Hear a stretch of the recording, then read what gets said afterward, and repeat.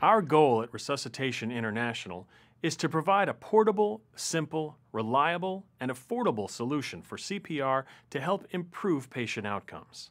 ROSCU's simple design makes it easy for healthcare professionals to use ROSCU when responding to patients experiencing a sudden cardiac arrest. In this section, we will examine ROSCU's basic components, as well as general requirements associated with its use.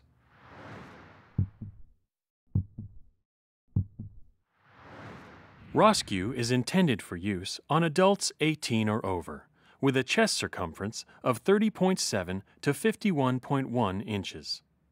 ROSCU must only be used in cases where manual CPR would normally be initiated, and in such cases, manual CPR should be started immediately, prior to the application of ROSCU. Additionally, during the operation of ROSCU, personnel certified in manual CPR must always be present. ROSCU should not be used if there is no indication that chest compressions are likely to help the patient, if it is not possible to properly position ROSCU safely or correctly on the patient's chest, if the patient is under 18 years of age, or if the patient is pregnant or has a traumatic injury.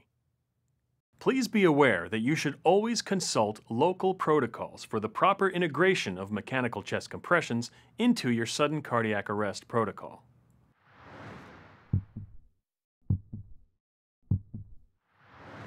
ROSCU consists of 4 basic, easy-to-use components: a battery control unit, compressor, torso restraint, and head stabilizer.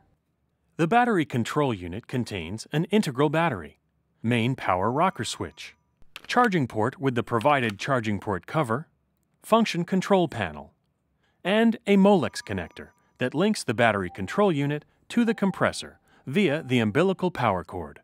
The compressor delivers the compressions on the patient's chest. The torso restraint is placed underneath and around the back of the patient to firmly secure the compressor to the patient.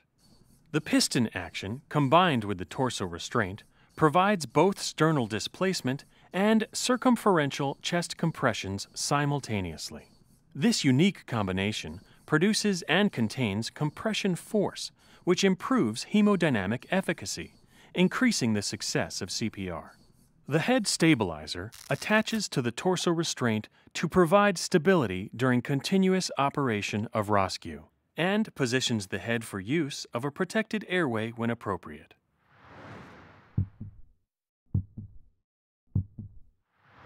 ROSCU is powered by a unique rechargeable lithium iron phosphate battery control unit. The distinctive characteristics of the lithium iron phosphate battery provide a significant increase in the number of charge-discharge cycles compared with other battery types. For example, a fully charged lithium iron phosphate battery will retain 80% of its charge after sitting inactive or being stored for 1 year.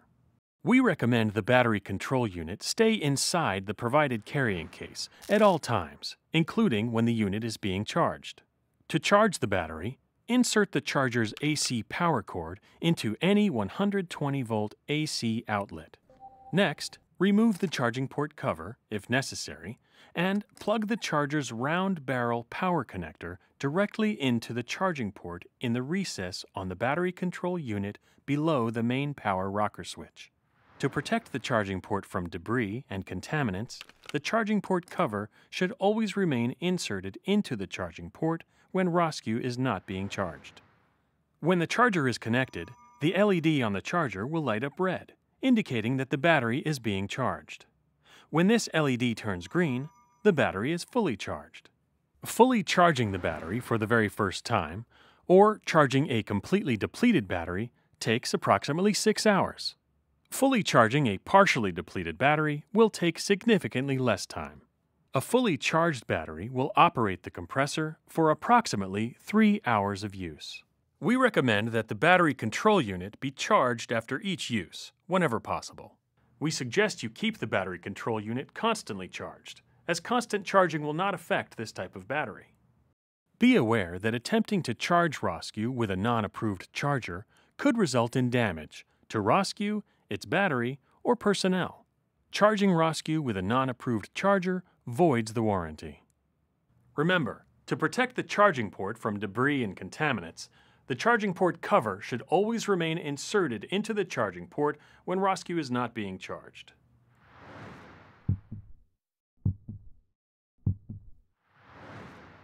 The umbilical power cord is designed to be permanently attached to the compressor and should not be removed.